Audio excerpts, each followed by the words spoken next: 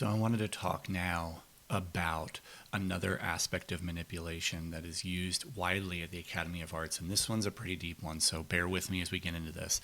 And this is about internal community. But before I get into that, if you have questions, if you want to talk, if you're in a rough place and you need to chat with somebody, reach out to one of us. My contact information is in the description below. You can also reach out to the admin of the Exiting the AOA Instagram page. They can connect you with someone or they can speak with you themselves. But please reach out to one of us. Secondly, don't forget, you can speed this video up. If this is long for you and you're not able to watch it, I get that. Speed it up and listen to it or watch it or read the captions, whatever you need to do. But I hope this is helpful and encouraging. Thirdly, if you are at the Academy of Arts right now, in whatever capacity you're in and you want to chat with me, you want to speak with someone, you want to address some of these things, please reach out to us. Again, my contact information is below. My door is always open. I'm happy to chat. All right, let's jump in. So internal community, right? So let's talk about how that is manipulative. We talked about in the last video how we're always tired, we're always exhausted. Before that, we talked about how the ministry itself, the aspect or the idea, the concept of ministry is used as a manipulation point. So here, the internal community, right? Because of the amount of time that was required to put in for these productions and projects, etc., whatever they may be, there was very little time for anything outside of being involved with the organization. And that included no time for outside friends. So you may go to a church. At one point, the Academy of Arts had a church home that wasn't the Logos Theater Church, right? So even in that situation, there was a little bit of external influence, but very little. We were there for an hour or two on a Sunday morning and maybe a little bit on Sunday evening, but Wednesday nights were full. And even then, we never spent enough time to connect with anybody within that church so that we could make those friendships outside. They were very surface level. We knew each other on first name basis, but it was never any deeper than just how are you doing, what's going on, etc. So there's no time for those outside friends. And in fact, those outside friends were often labeled as distractions or bad influences because they don't fit the exact mold of what the Academy of Arts organization was looking for.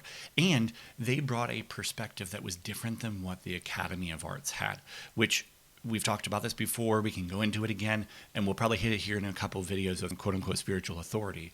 They believe that their interpretation and their understanding of doctrine was the only way. So anything else outside of that needed to be separated away from them, so they would downplay the influence of those folks and tell us that they were bad influences.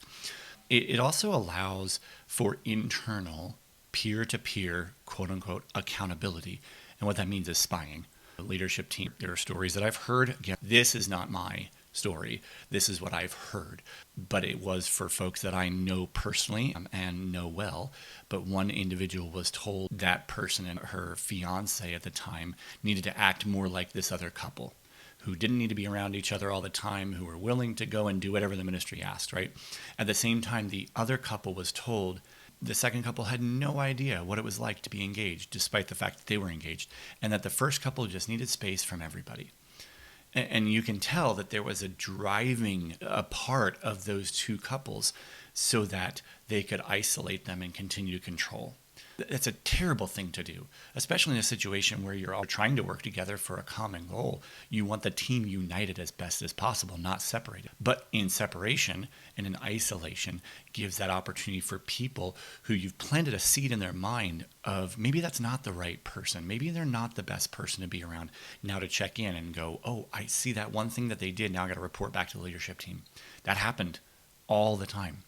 It also increases and continues to increase that isolation we've talked about previously in other videos. The isolation is one of the biggest tools. The goal is to separate, to isolate, and then to remove any type of confidence other than what they give you.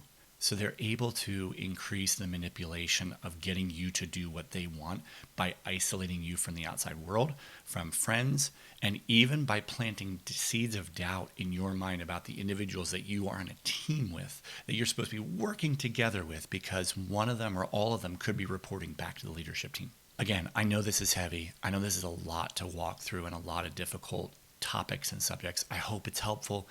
If you have any questions, at any time, please reach out to me and let me know. Otherwise, I'll see you guys on the next video. We're going to talk about manipulation through talent. It's a crazy one, but bear with me. See you guys on the next video.